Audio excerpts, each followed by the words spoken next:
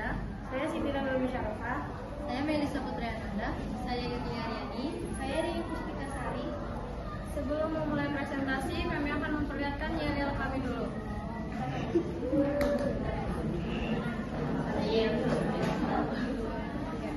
Kami kelompok satu berdiri di sini, mau presentasi, yuk dengerin kami. Ayo ajak sini, jangan ngomong sendiri. La la la la la la la la mate.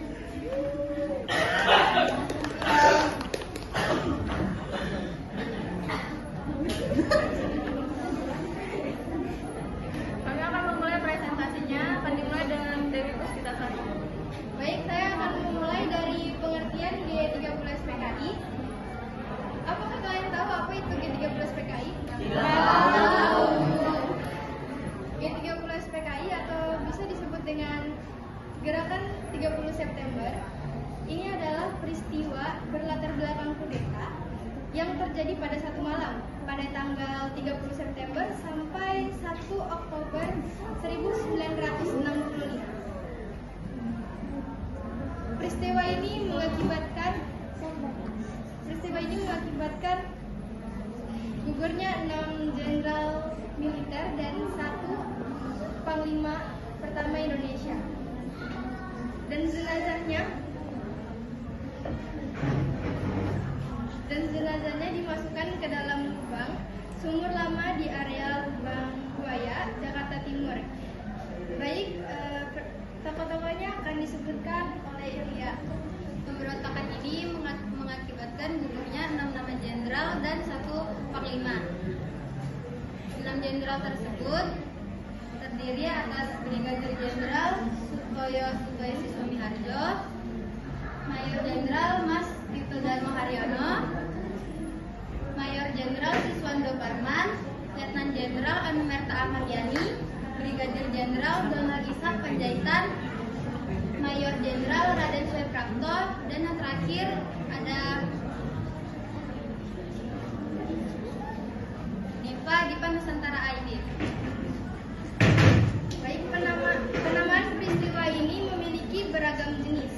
Soekarno menyebutnya dengan Gesta atau bisa disebut dengan Gerakan 1 Oktober, sedangkan Soeharto menyebutnya dengan Gestapu atau bisa disebut dengan Gerakan September 30. Pada masa Orde Baru ini, Soeharto mengubah nama peristiwa ini menjadi G30 SPKI atau bisa disebut dengan Gerakan 30 September.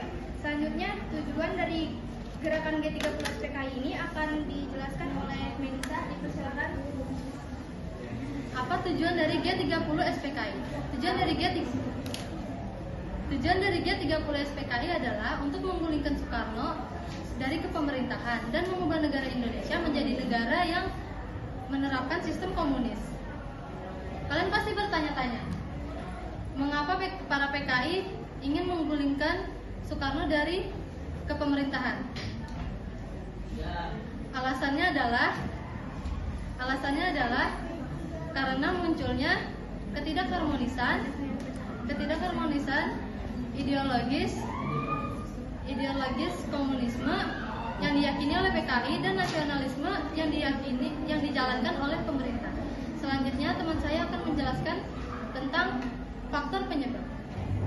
Faktor penyebab G30 SPKI yang pertama adalah ekonomi, yang kedua usulan mengenai kemerdekaan, usulan mengenai angkatan kelima oleh PKI, yang ketiga Soekarno sedang sakit, dan yang keempat Amerika sebagai latar belakang.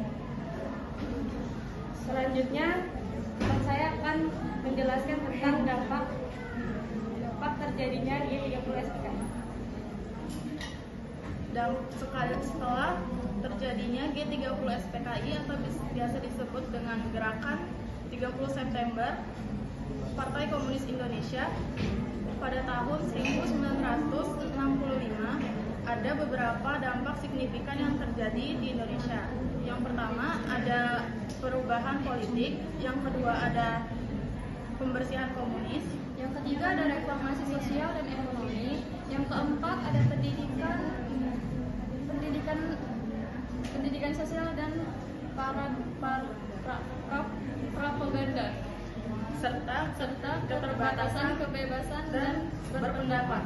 Dampak-dampak ini membentuk lanskap politik, sosial, dan ekonomi Indonesia selama beberapa dekade ke depan. Sekian presentasi dari kami. Apabila ada